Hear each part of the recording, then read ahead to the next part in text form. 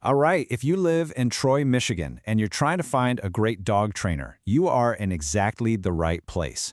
We're going to walk through everything you need to know to make a really great choice for you and your dog. You know what life is like here in Troy.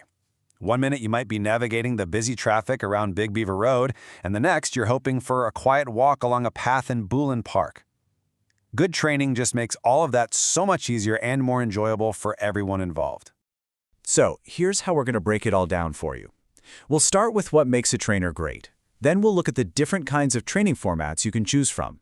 After that, we'll get into the practical stuff, costs, and key questions to ask. And finally, we'll cover Troy's local rules and resources so you know the lay of the land. Okay, so what is it that separates a pretty good trainer from a truly great one? Well, it really boils down to two things: their training philosophy and their actual verifiable qualifications. Let's take a look at what you should be searching for. You've probably heard this term before: positive reinforcement. It's really the gold standard in modern dog training. The whole idea is to reward the behavior you want to see more of. This builds a fantastic bond with your dog that's based on trust, not fear or intimidation. And honestly, it just works better in the long run. Now, these letters might look like alphabet soup, but they're actually really important. For everyday manners and skills, certifications like CPDTK or KPA-CTP tell you a trainer has passed some tough exams on how dogs learn. But if you're dealing with bigger issues like serious fear or reactivity, you'll want to look for a certified behavior consultant with credentials like IABC-CDBC or CBCC-KA. They have specialized training for those complex cases. These aren't just letters, they're proof of expertise.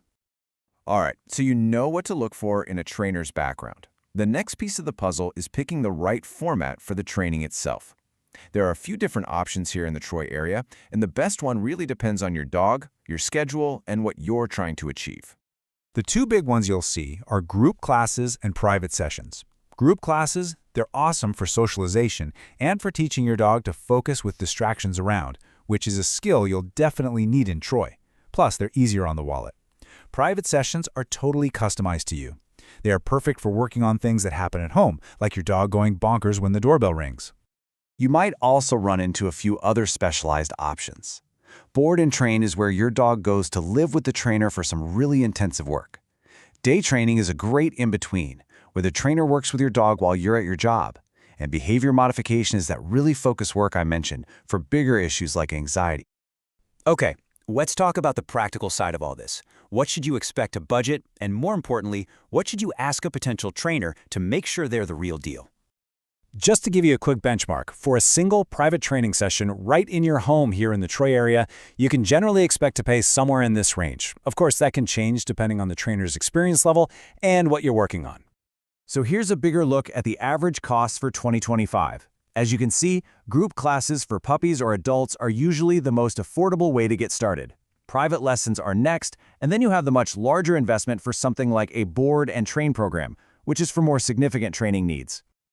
This is probably one of the most important slides. Before you hire anyone, you need to ask these questions. You want to know what methods they use, what their credentials are, and how they're going to tailor the plan specifically for your dog.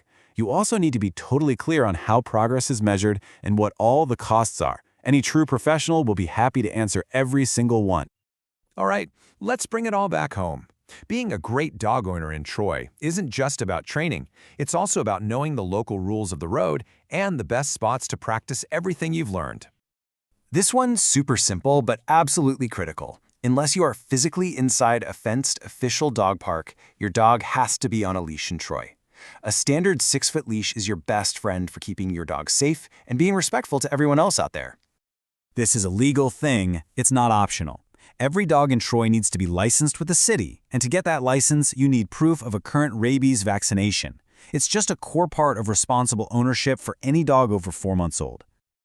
So where do you go to put all this training to the test? For off-leash practice, like working on recall, the dog parks at Firefighters Park and Woodlands Park are perfect. For on-leash skills, like walking past other people and dogs calmly, the trails at Heritage Park, Red Run Drain, and Bullen Park give you fantastic real-world practice. You know, putting in the effort to train your dog isn't just about having them follow commands. It's really about giving you both more freedom to enjoy your life here. It's about those peaceful walks through Heritage Park, having friends over without any chaos, and just knowing your dog is a happy, confident part of our Troy community. We wish you the very best of luck on your training journey together.